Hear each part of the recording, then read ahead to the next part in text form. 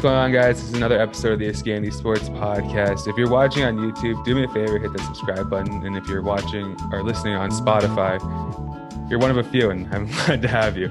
But yeah, we got Alex Superman Johnson here. Alex, how you doing, man? Good, man. Thanks for having me. And I appreciate you coming on. Right off the bat, Superman, Alex Superman Johnson. What's the origin? I played Team Ontario. Two of the females from the females team gave me the nickname. It didn't stick at first. It was kind of just I just kind of brushed it off.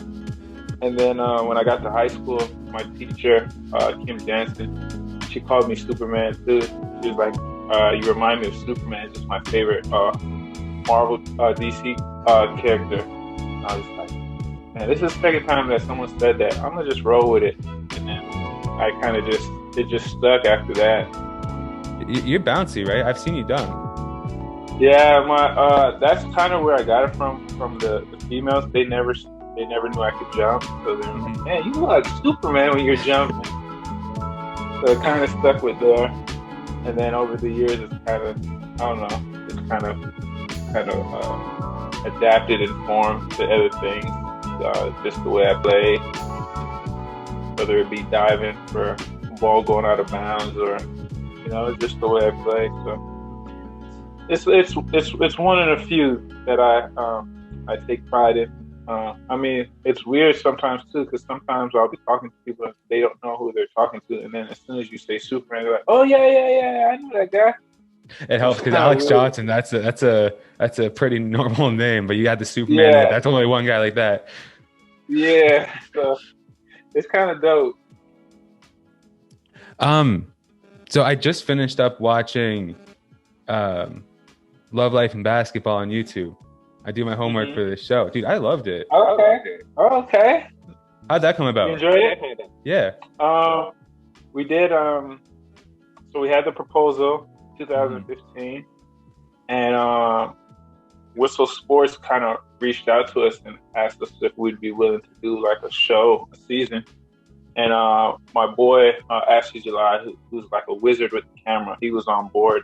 So we kind of just did like a season leading up to the wedding. So it was kind of dope. What was it like having, what was the setup for that like? Were you just got a camera guy in the house, or did you kind of record it yourself? Yeah, so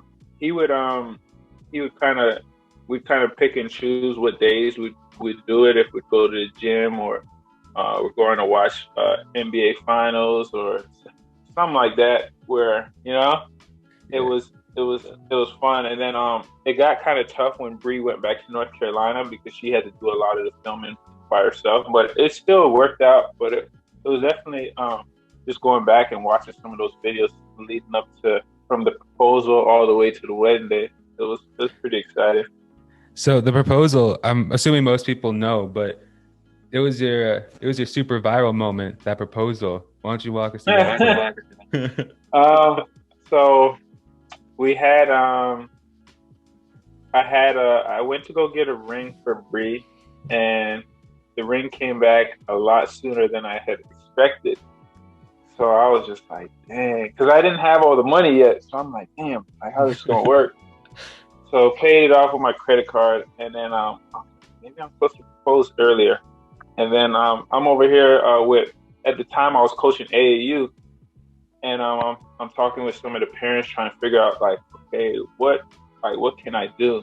And they were giving me ideas. And then one parent had said, like, why don't you play 5-on-5? And then it clicked. It was like, oh, I know exactly what I'm gonna do. Because me and Bree always play 1-on-1. Like, she's so competitive. Like, she always wants to try and beat me. So I'm like, all right, I'm gonna do that.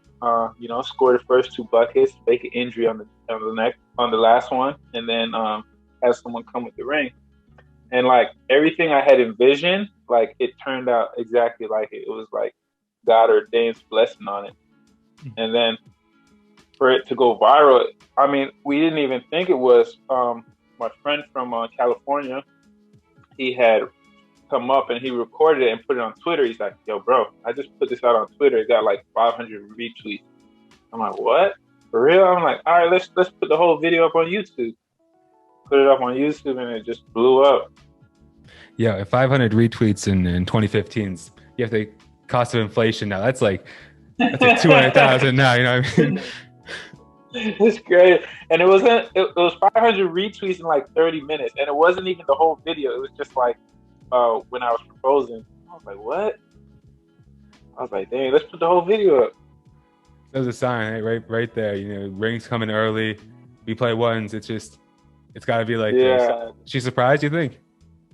Yeah, she was totally surprised. And then like I think it was tough for her because a lot of people had gotten on her about like, oh, why didn't you help him up? And I think she was just in shock because like leading up to the whole game, like before I had left the house, I was like, man, my quad is hurting. Like, I don't know what's up with this. She's like, oh, don't chicken out now. Like, we gonna hoop. I'm like, oh man, I don't know what's wrong with it.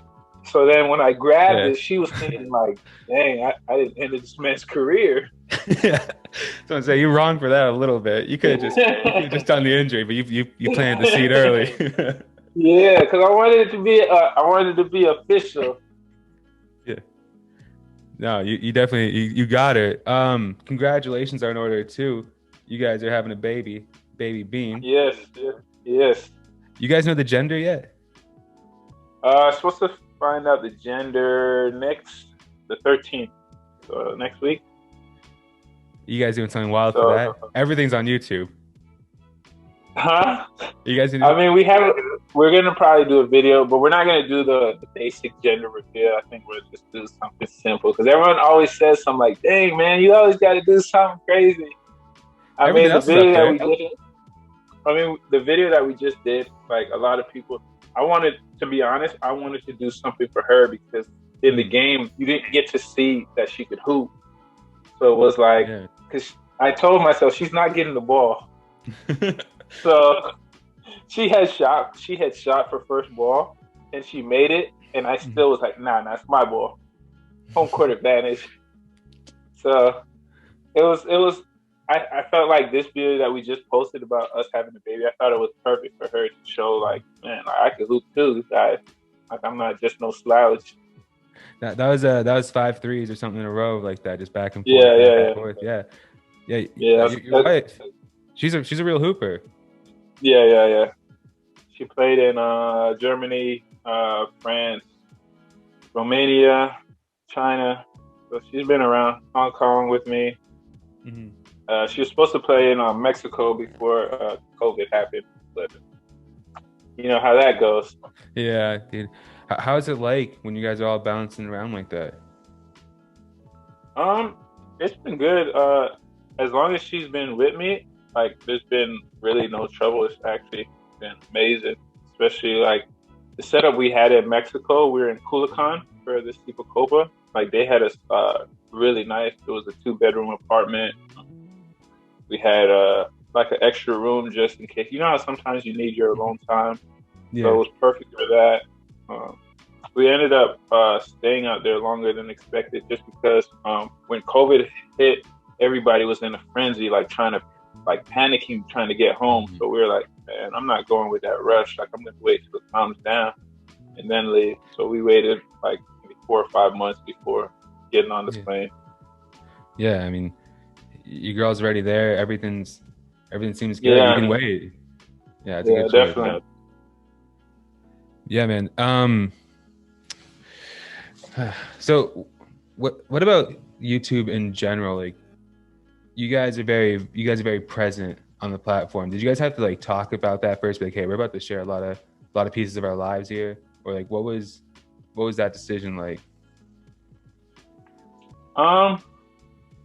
We had spoke about it, but it was we were just kind of going with the flow, kind of. Both of us felt as though we're both believers of God, and we felt like, man, if this is what God wants us to do, we're not going to be closed-minded about it. We're going to be open-minded and kind of just go with the flow. So we've always been, open to doing things and open to talking about different views or different takes on different things. So, no, and it reflects really well on you guys. You guys look happy, so it seems like it was a really good decision on that front. And I kind of just want to bring it back here to Toronto. What's a jungle? So Jungle is the neighborhood that I grew up in. Um, it's Lawrence Heights community. Uh, it used to be one of the toughest, roughest places to grow up. Um, it, which is why they got the name the Jungle. Hmm.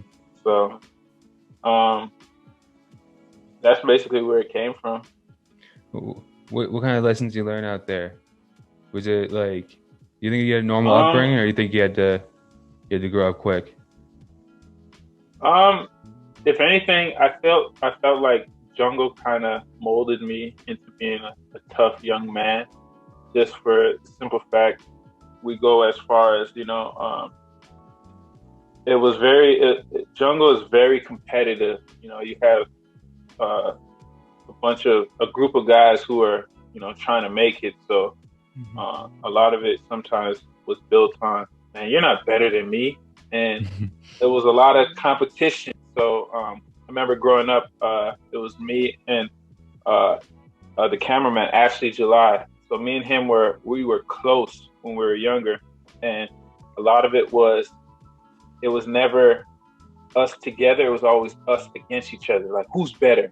And like Mhm. I remember one day I had so Ashley lived on one side of the bridge and I lived on the other side. So it was always like over bridge versus under bridge. Oh, So okay. anytime I would come and check him like just to hang, like people be like, "Oh, y'all gotta play 1-on-1. We got to see who's better." And they should be like, "Oh gosh," like.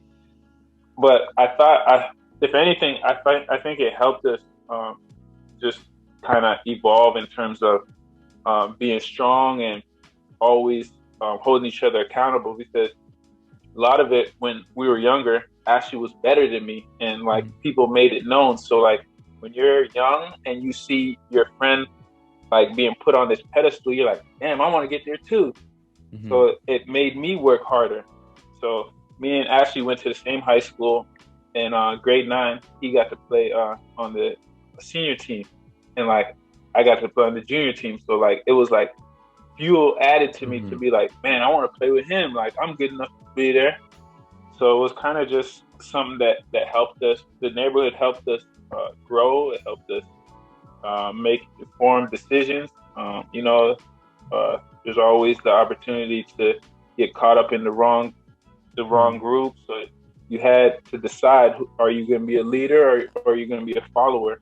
And I think that helped me grow too in terms of I had basketball as an outlet to kind of um, put me on the path of where I wanted to go. Some of Mhm. my friends were going this way, and like I was like, nah, I want to go this way. So Yeah, yeah. I read something online, and I don't think it's hyperbole to say the basketball might have saved your life. You want to talk about that part? no, definitely.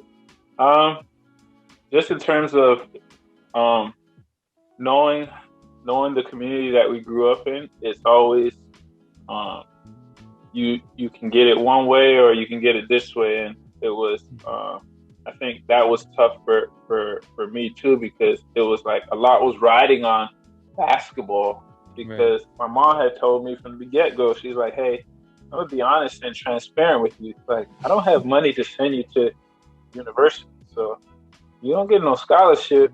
You're on your own, buddy. So it was like, dang, all right, cool. So I gotta get it then. So I think that's what kind of fueled me too, in terms of like this is it. Like it's either this or I go down another direction that I don't want to go down. So Mhm. um, I definitely will say basketball was definitely beneficial and helped me get out because that was the main objective in jungle is you want to get out. You Mhm. want to go somewhere else, see some other things like. Right. And there was a dude on our team. He was talented shooter, and he had some opportunities to go overseas, not overseas, to college. And he was just so like closed minded, and he was like, "Nah, I don't want to leave the hood." And that's the mindset people have. Is like, "Man, I'm trying to stay in the hood." Nah, man, there's something else out there but the hood. And he kind of passed up on his opportunities to go because he wanted to stay. So I don't get how it can get to that point, man. Like, I thought in my mind, basketball is objectively a good thing. You take basketball if you got it like that, but that's really tough, man. And we can cut this out if you don't want to talk about it. But I read something about you being away on an AAU trip when some stuff went down in the jungle. Yeah. Do you want to talk about that? We can skip over that. Yeah, we can definitely talk about that. It's definitely God's blessing on God's, keeping me away from danger. That's in basketball being the opportunity that I have. I was in Cleveland, and I came back from the trip, and there was like police tape everywhere, and I'm like, damn, what's going on? So at the time, I didn't know, like, when you see a yellow tape, it means like someone's gone. So I'm like, so I'm trying to get to the apartment. They're like, nah, you can't go in there. I'm like, what? Like, my mom lives there. What are you talking about? Get in there. So I'm calling my mom, like, yo, but she's not home. She went to her sister's house. I'm like, all right, cool. I'm like, thank God. So like later on, I find out next door neighbor, I guess he was dealing with drugs and stuff. Dude came with a shotgun, shot through the door, hit him, gone instantly. I was like, damn, like, imagine if I was there, like, leaving to go somewhere and I was in the hallway, like, it's over. Or if my mom was in the hallway, it's a wrap for you. So I'm thankful that, God provided basketball for me to be able to, get away from some of these things that you grew up seeing.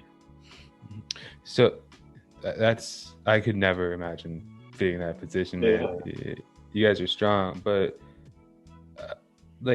so the jungle isn't there anymore, right? I saw that. No, they're doing gentrification, building houses, condos, but I mean, it's still parts of jungle that's still jungle. You know what I mean?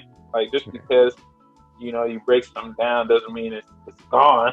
Like, the people are still there, so it should be interesting to see what it's like in these next. I think, when are they done? 2030. I think they'll be done 2030. It'll be interesting to see, but like, it's kind of sad too, because what you grew up, you don't want to see that thing go. Right. So, I know I went around, I took pictures of the buildings that I grew up in and where I used to live, just for my mental to be like, yeah, I grew up here. It's like, 10 years from now, it's not going to look like that. And be like, man, you didn't grow up here. This is totally different. Yeah, you're gonna drive Bean down that way and be like, see, this is where I grew up. It's gonna be like a nice, beautiful mall and like some apartment buildings. Well, why don't we live here, Daddy? No, man. Let's talk about college, because I looked at it. I looked up your college stuff, and you had just said that you didn't have a scholarship. You weren't going to go to college. How's Bakersfield? How's Cal State Bakersfield? Cal State Bakersfield was definitely a ride. I enjoyed it though. It was probably an hour from LA, so it was in the armpit of armpit of California, as they like to say. But I enjoyed my time there. We had amazing coaching staff there, guys that held you accountable. My coach, Brian Dignan, was probably the toughest on me, but I appreciated him for it because it helped me grow as a player. The coach from Last Chance U was on there, Coach Mosley. No way. Yeah, and exactly how he is on Last Chance U was exactly how he was. Not as much because he was in the assistant role at Bakersfield, but he's kind of exactly the same. So it was cool to see, watching that. It brought back memories of Bakersfield and being out there. Do you trace anything back to him? Any lessons? Most definitely. When I tore my ACL my junior year, I was like, and I tell people it's like my testimony, because I was on the pathway to like destruction. I was drinking every night, going out, sleeping with different women. And I remember he came over to my house and he was just like, I know you're a believer of God, but how can you tell people about Jesus if you're always drinking and going out? And like, I didn't hear his voice, but I felt like I heard God's voice, and it kind of woke me up, and it kind of got me back to the things I did. Like, all right, man, I need to get back to rehab. I need to get back to the grind, because that's who I am. Like, drinking Thursday, Friday, Saturday, Sunday, that's not me. But I was in a place where I was depressed, and I was like, damn, I don't know if I'm gonna come back, or because I think it was tough too. Like, even hearing the doctor after surgery, he's like, yeah, surgery went well. Just want to let you know you probably won't be as good as you once were. So, and like, to hear that coming out, like, you don't want to hear that. You're like, I'm trying to hear that. I'm trying to hear like, yo, man, all right, surgery went well. Like, here you go, man. This is the path you about to take. It's gonna be a tough one, but you're gonna get back there. That's what you want to hear. You gotta find that doctor and tell him, hey, guess what? You were wrong. Yeah. So, and I think hearing Mosley tell me that kind of got me to the point where I was like, you know what? I'm not gonna be what I once was. I'm gonna be better than that. And it kind of got me to grind even harder. How do you like the documentary on Netflix? Is it a trip? Were you always gonna be a fan no matter what? Because that was the first Last Chance You I ever seen football or basketball. I love that, man. Nah, that was my first time watching it too. So it was interesting. It was exactly what you needed to see, and it showed like the grind. It showed the struggle. I thought it was genuine. You know, I enjoyed it. I wouldn't mind seeing another one. I don't know if they're going to do another one with his team, but I wouldn't mind seeing them like kind of build on it from the basketball point of view. So it's not theatrics. He's like that. He's that guy like that. Yes. Yes. Does he really never cuss? Nah. He's always been like that. Wow. Yeah. And it's funny too, because like his theatric stuff, like jumping off the wall and stuff, I've never seen that before, but he's always been like, he gets real adamant where he was like, man, I'm trying to do this. I'm trying to do this for y'all. Like, he's always been like that. I remember we had a situation where we played Oregon State, and we were playing bad, and he came in halftime just going off, and he was just, so that's who he is. You know, if he sees something he doesn't like, he's going to speak up on it, and he's going to voice his opinion on it. So you think his role right now makes sense? Do you think he's going to stay at a JUCO level? It seems natural to him being there. Yeah, and he's always been one for trying to help the people that are struggling or guys that have been counted out. So I think he fits into that role. I'd love to see him on the NCAA level, but also when you get to that level, it becomes not so much about the kids anymore. It becomes about wins and losses. What have you done for the program? So I think right now where he's at, he's got a good little. He's got something good, and he should definitely keep rolling with it. I just hope he finds a way, one way or another, if it's coaching, college, NCAA, or other way, just to get the bag from this. You know what I mean? Like, he's got spotlight on him. Like, I think he deserves the money. You know what I mean? Definitely. And I think he's always been true to his faith, and you know, he's always gonna roll with what's gonna work for him and his family. But I wouldn't be surprised, you know, one of these days to see him on the big stage with an NCAA team. It'd be interesting to see like what changes with him, because you know, like that level is a lot tougher. He seems like he has a really strong spine, though. I've never met him. You know more about him than I do, but I feel like it'd be hard to change that guy. Nah, for sure. And he's always been the type to like want to do it his way. So, like, for example, like he talked about it. He was on live yesterday. He was talking about the whole lifting after the game stuff, and like nobody's gonna change him from doing that. Like, hey man, coach, that's weird. You think you should do that? Nah, I'm gonna do it that way. I'm gonna do it this way because this is what I think and I believe. So he's always been like that. But one of the coolest assistant coaches, when he talked about it on the thing about he was like, yeah, when I was NCAA, I was one of the cool assistants, you know, your friend. He was like, you know, now I'm a head coach. He's like, I gotta be tough. You vouch for that? You vouch? He's a cool assistant Yeah, coach? yeah. He was like a comedian. Like he would come on trips and just crack jokes on guys, imitate. The funniest part was when his team was imitating him because he's always been the type imitating someone else. So it's funny because like he's done that to me. He's like he'll come into the air. I remember we was flying from Utah State. He came in walking like me, trying to talk like me. He's like, yeah, Alex Superman Johnson, I'm Canadian. I'm like, bro, I don't talk like that. Like, what are you talking about? So it was funny to see like somebody imitated him.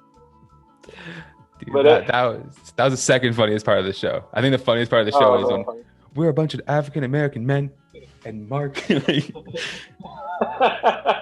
yeah. He really is a comedian like that. That is. No, he's hilarious. I remember we'd have battles on the plane because like I would tell him like, bro, your phone doesn't work when you're up in the sky. And he was like, bro, it works. So I'm finna send you he said, I'm finna send you a text message right now. I said, bro, it doesn't work, man. He's like, all right, watch. I said, bro, you can't be using your phone while we up here. He's like, watch. I'm gonna send you a little email. It used to be fun, man. He's a character. But eventually, you had to leave.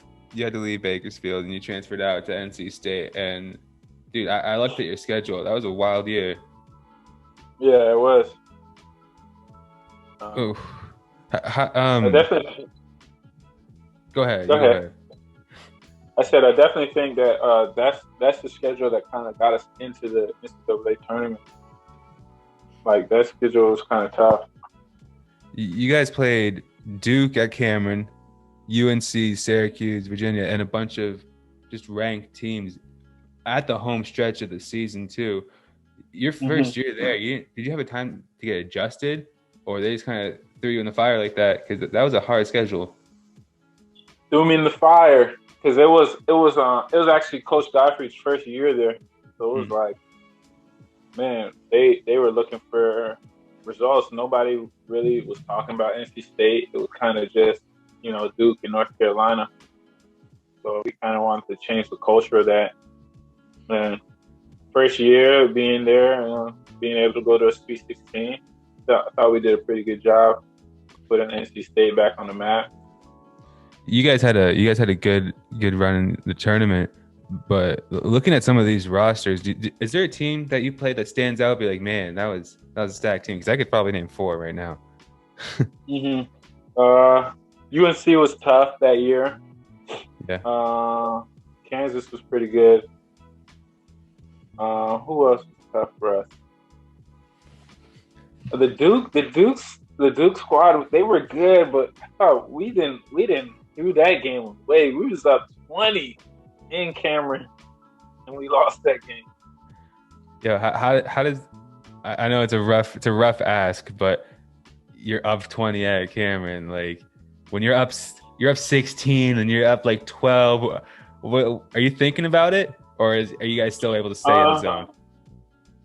I think what happened too was that a lot of the starters got into foul trouble early in the first half. And it hurt us in the second half.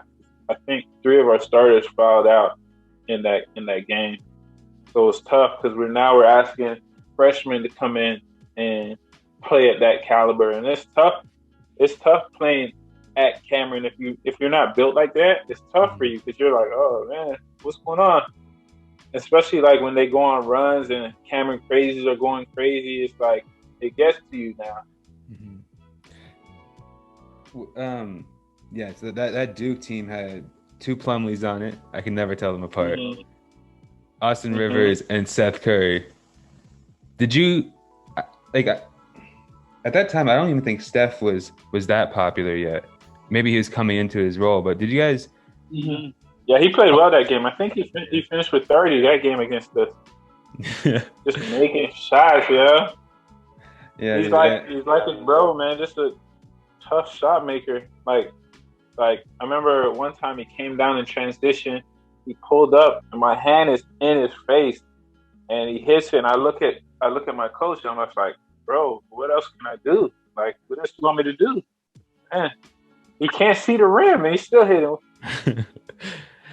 So you guys, you face a lot of star power in your 1 year at NC State, but you think your toughest matchup came up at Bakersfield? My toughest matchups? Or like the toughest player you've seen, maybe on that college circuit? Hmm. I'm thinking about PG. I think. Oh, Paul George? Yeah. Yeah, he was a beast. He was a beast. I forgot about that. Man, when we went up to Fresno, and our coach was talking about him before the game. He's like, yeah. At the time, he's only 6'5". He's like, yeah, there's 6'5" PG. He could play multiple positions, 1 through 4. Supposed to be top 10 in the draft. I'm like, all right, cool. Man had 17 at the half. Yeah, he's elite. Yeah, he's definitely elite. Well, we played some other tough ones too. Patty Mills. There was this guard from San Diego. He's probably one of the toughest guards I played. I think his name was Brandon something. I can't remember his last name. It's one of the toughest guards I've ever played against. Yeah, I think a slept-on Canadian that I'm wondering if you have any sort of relationship with. You played him at Syracuse, Chris Joseph. Oh yeah. You guys too. Yeah, it was dope. We actually played against each other for Team Ontario. So he played Quebec and I played on Ontario, and we actually beat him in the Canada Summer Games. So he saw early Superman. Yeah, origin of Superman. So before that game, he's like, I owe you a L, right? I'm like, what you talking about? He's like, yeah. I didn't forget about that game a couple years ago when we were younger. I owe you one. And this is the time Syracuse was ranked number 1, so they came in. That was a tough game. They had Michael Carter Williams and Deion Waiters on that team too. Deion Waiters was coming off the bench. He had 26 off the bench. Yeah, he was real. Hey, Chris, man, he dropped, I think, close to 30 in that game, if I remember correctly. Yeah, he shot the ball really well. Man, but you had a leaguer on your team as well, Lorenzo Brown, right? Is that the Raptors, Lorenzo Brown? Mm-hmm. We had potentially, I think we had potentially 4, supposedly NBA stars. So we had Zoe, Lorenzo Brown, CJ Leslie, Richard Howe, and then CJ Williams. CJ Williams played in the league a little bit too. Oh, so, I think I maybe know Lorenzo Brown because of the Raptors thing, but yeah. So what's it like being in the locker room with that guy? Because I'm not going to sell you short too. You were right there on the cusp as well. So you guys had a super talented team. So, actually, Lorenzo was my roommate. So really? It's always been, we still talk to this day. It's always been cool. I've always thought he should be in the league, even to this day. His athleticism, 6'5", big point guard, play off the bounce. I think the biggest thing on him the knock was that, he can't shoot it. But I definitely thought he's improved, and I thought he was gonna be one of those guys the Raptors bring along, dude. He said he's a big point guard, and maybe him a little bit better than everyone else, but that shot seemed fine to me when he was at the Raptors level too. Yeah, so it's surprising they didn't bring him along. Most definitely, and I felt like the Raptors was the perfect spot for him too, in terms of being a D-League guy and then bringing him up and along, because they've done it. Pascal, Van Fleet. Who else did they have that they brought along? Yeah, I mean Boucher, kind of in there. Malachi had a stint this year, so it's a lot of the guys that are in that G League system. They get taken up to the Raptors, and I felt like the Raptors is like perfect for a guard. If you're a point guard, it's a perfect system for you. Man, they're starting backcourt's less than 6 feet tall. Like they'll give you a chance. So, but I guess something else was in the works for him. Right now, he's in Turkey. He's doing his thing. I haven't talked to him about making it back to the league, but I'm sure that that's always the goal and the dream. Because once you've been in there, you're like, man, I want to get back in.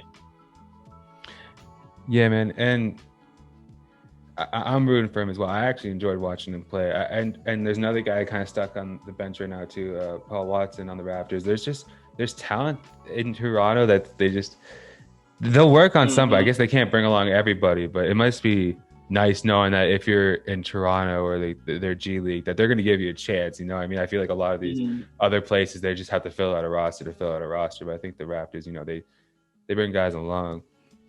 Well, you had G League experience. It was the D League at the time. Yeah. Played Grand Rapids Drive, so Detroit D League team. And it was a good experience for me. At the time, they had Jordan Crawford, Ray McCallum, Kevin Murphy, and then when I was leaving, Zoe came in.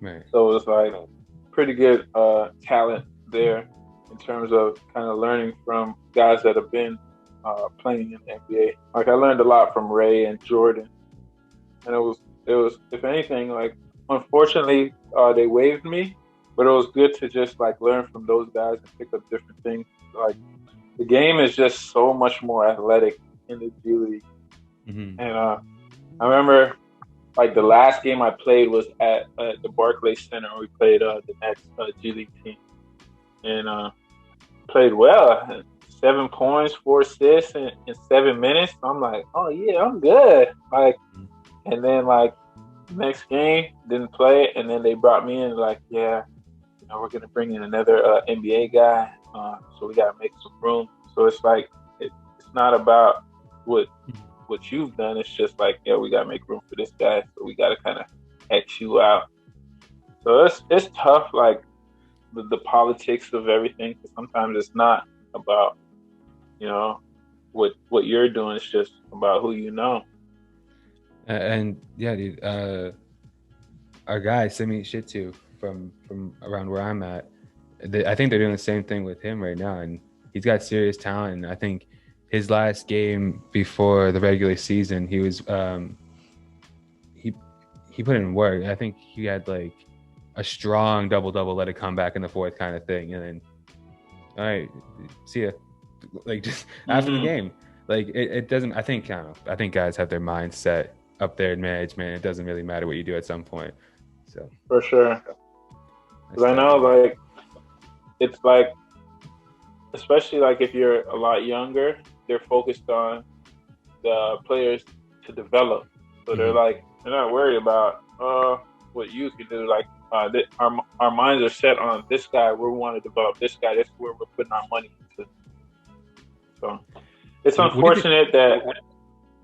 Go ahead. Go ahead. It's just delay. You go ahead.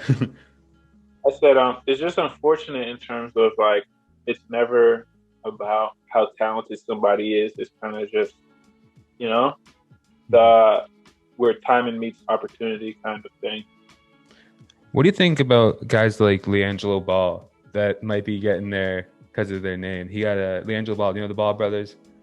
So he kind of got some, and he didn't really get a look, to Detroit's credit, but I think he got OKC blue at one point, and then Detroit took a look at him, and then he didn't get to the bubble. But like, is it frustrating seeing guys that might be there because of other things other than basketball, or maybe he's just a hooper like that? We don't know it.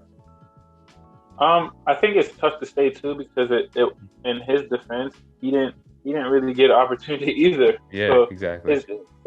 His name got him into the front door, but like he didn't really get an opportunity to show what he could do. So I think it goes both ways. I think it's something that's not talked about enough, or something that's not going to be addressed. It's right. Done one way, and it's going to continue to be done this way until something changes. He would have been fun to watch in like a G League setting as well, or something.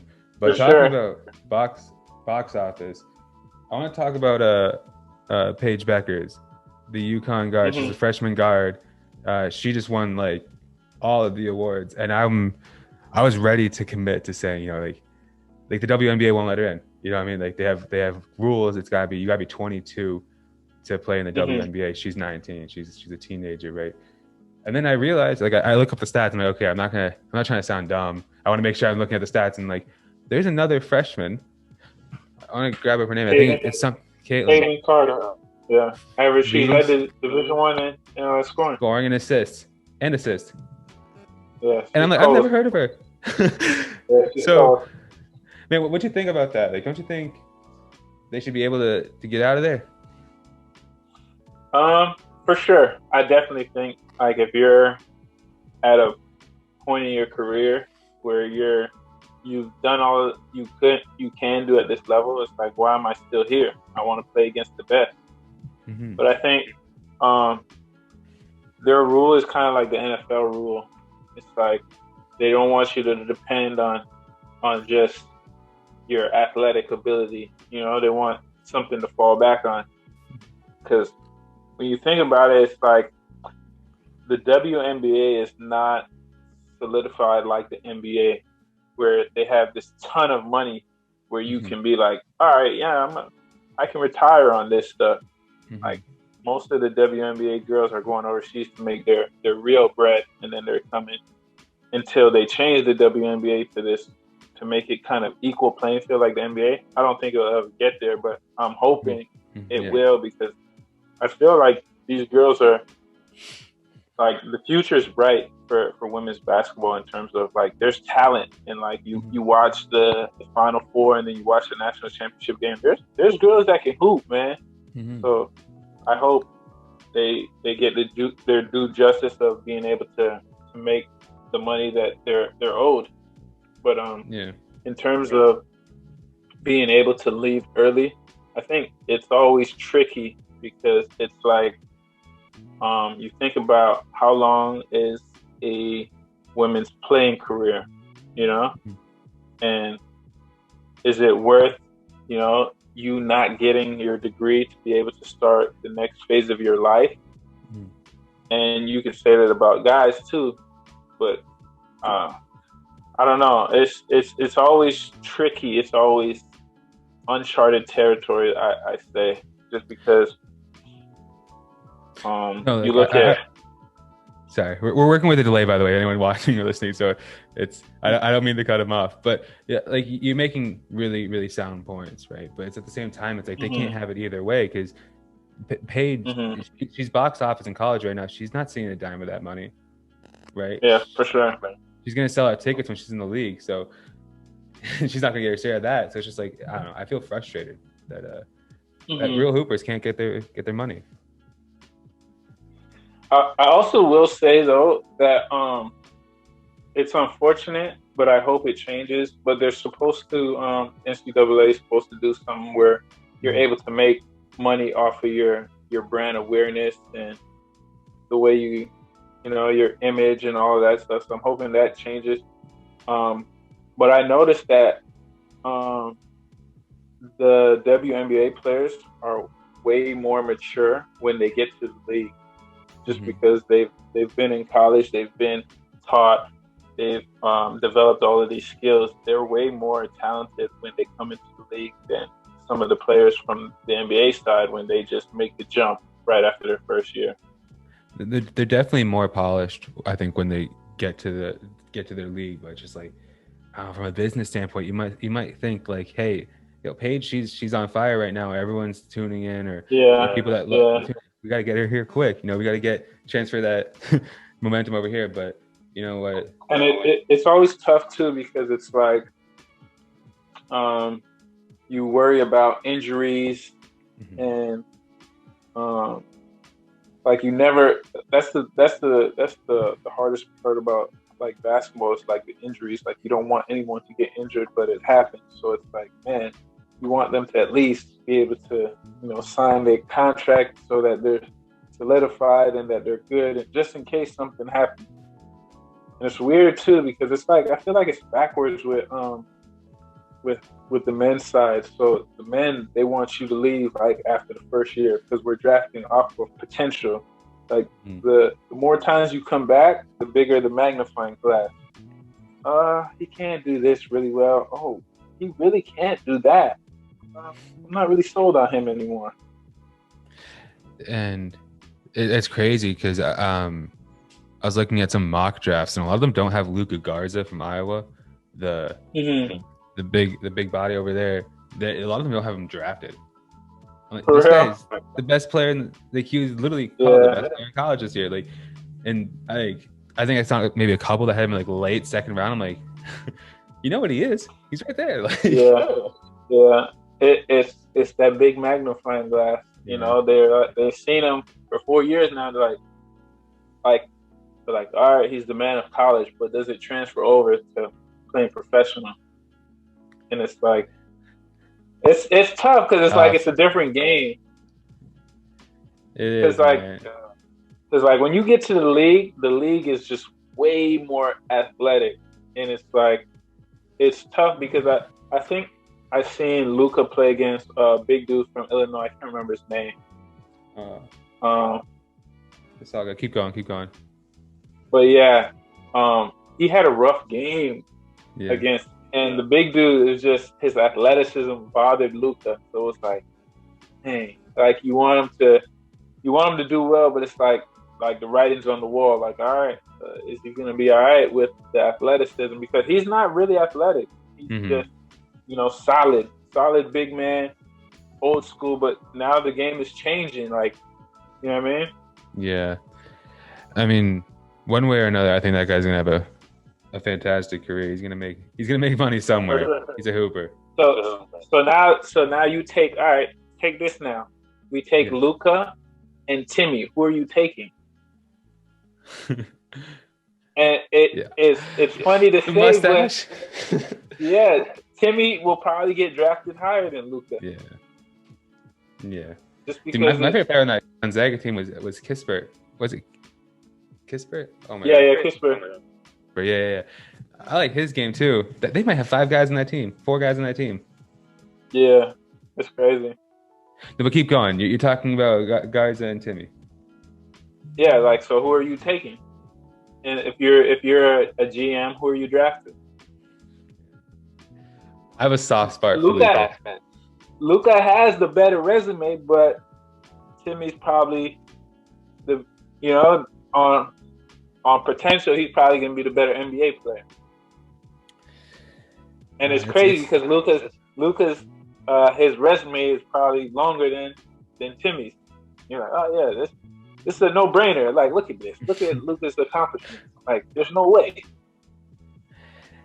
Yeah, it's tough, but it's tough. I mean, I feel for the guy. Like, what more could he do? Because he's probably got people in his ear being like, "Yo, just stay one more year." Okay, that year was a down year. One more year, and he gets all 4 years, and now he's man, you're kind of old for the NBA. Like, what? For sure. It's so weird, yeah. Alex, let's talk about you, man. Let's talk about you. All right. I don't know if you're about to go on a riff or something right there, but this is about you. So, what about the? Yeah, this is fun. You having fun still? Okay, but what about you? Played for the NBL and the CEBL, so we're getting domestic here. Any sharp contrast between the two? The NBL, I would say, is a little bit more competitive than the CEBL, just for the simple fact that there's more Americans allowed in the NBL. So it was always you're battling against 7 to 8 U.S. guys instead of 2 to 3. Yeah. So it was always one of those where you had to kind of bring it to the game. The CBL was solid. It just wasn't as competitive as the NBL is. You think something about being in the off season maybe as well? Guys are a little bit more lax, or you think it's talent? That could be it too. I know guys had signed like contracts during the summer, and nobody's really trying to get hurt.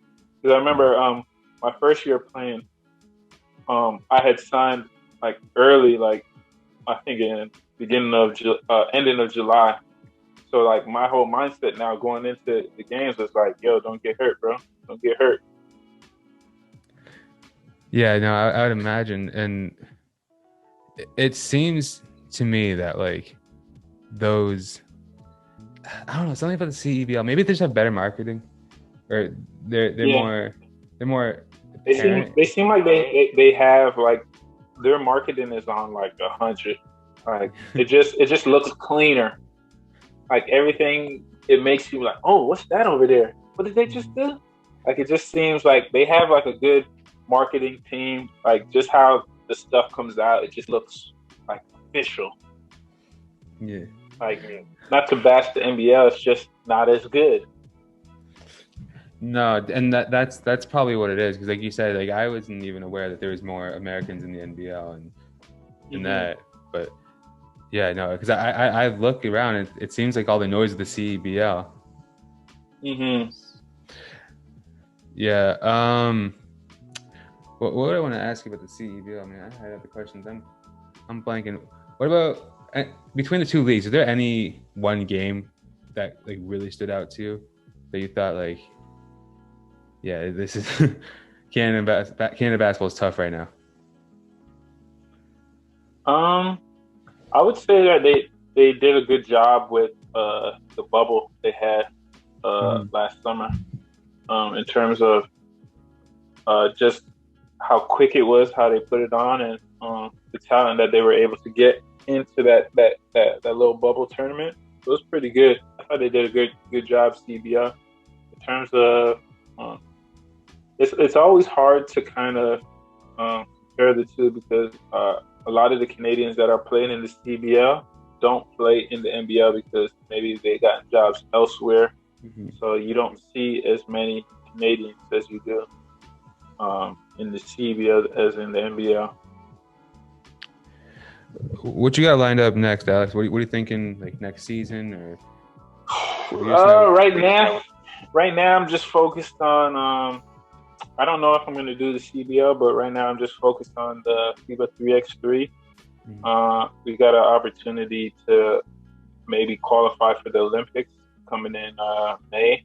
Mm-hmm. So we have Olympic qualifier.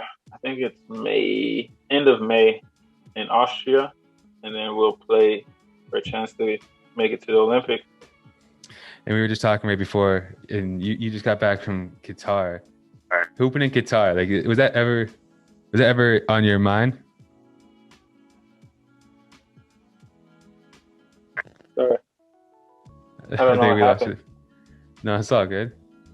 You can hear me now? What are you saying? Yeah, we're good. Yeah, I was just asking, before we got on here, we were talking about hooping in Qatar. You just got back. What about that experience? Like, you think basketball ever going to take you there when you were in the jungle? No, definitely not. I've been blessed to be able to travel to these different parts of the world, just bouncing a basketball. It's been a fun journey, and I'm enjoying it. It'd be kind of dope to go qualify and then go to the Olympics. That I was just thinking about that, man. Like kid from jungle about to go to the Olympics. That'd be insane. I'm hoping we can do it, man. Like the teams that we played in Qatar, 2 of those teams that we lost to are in our bracket for the Olympic qualifier. Mm-hmm. And then, what were the games like? Were they tight? Yeah, tight games. So the team that we played, they're called Riga. They're the number 1 team in the world right now, and we lost to them 20-21. The game goes to 21. So it was like. And we had an opportunity to win that game. The score was 19-20 for them. We had 2 free throws to end the game. We missed the game winner. Damn. So that was tough.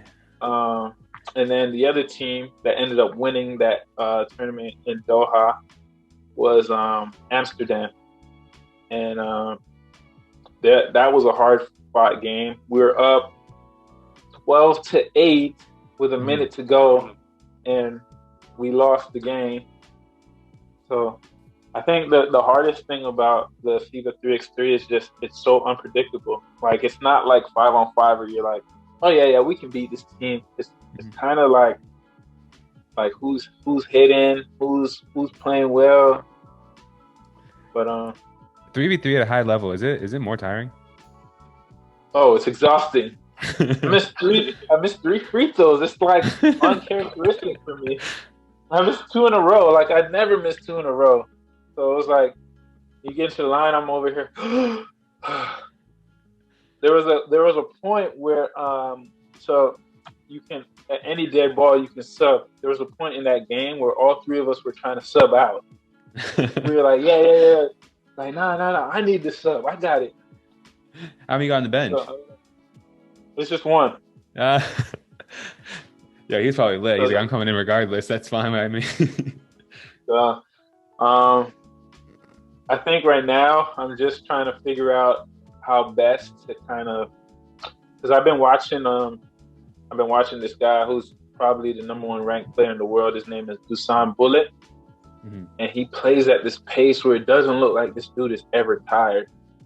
Yeah. So like I've been watching his games. I'm like, man, I gotta get to playing like his pace, where his pace is like no one speeds him up. He's playing under control, and it just seems like, because like we were talking about it when we were doing our debrief of the tournament, and we're like, yo, all 3 of us can't be tired at the same time. Like we gotta be able to, you know. Mm-hmm. So I'm like, and I think going into Olympic qualifiers, I'm gonna do a better job of kind of pacing myself. I felt like I was like zoom, like moving. Like I felt like maybe I was rushed a little bit. Maybe I can like slow down a little bit, trying to see the game. Like, all right, man, let me slow down a little bit. Dude, how do you think basketball is going to change once Bean's here? That's an interesting question. I don't know. I definitely want to be around. I don't want to be in another country and Bree and Bean are here and they're not with me. Mm-hmm. So when I talk about, yeah, man, I think I might, hang them up and, try to coach. Bree doesn't let. She's like, no, you're not that.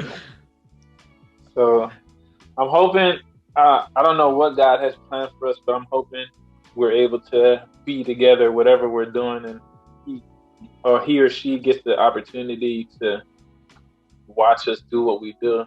I want, at least for those couple of years, I want them to be able to kind of experience it, be like, man, remember I was watching Pops play. You gotta have the proof, right? Watching Moms play, yeah. You gotta have the proof, because you're gonna be telling them all the time. They'll be like, well, I didn't see it. So now you gotta keep going for a little bit. So yeah, that's the ideal. The ideal is to be able to, still be playing somewhere where they can be along and watching and enjoying. But let's see what God does. Man, I'm rooting for you. I'm still holding out faith that you're gonna have a gender reveal on YouTube. It just makes sense. It just makes sense. But I appreciate you, bro, for coming on. I think that's a good place to put a pin in this. So thank you so much for taking the time. I know you're a busy man, and I'm rooting for you and Bria. I hope I can't wait to see how everything shakes out for you guys, and I just really appreciate you coming on, man. No problem. Thanks for having me. I enjoyed it, man. This was fun. Awesome, bro. Thanks again. See you guys.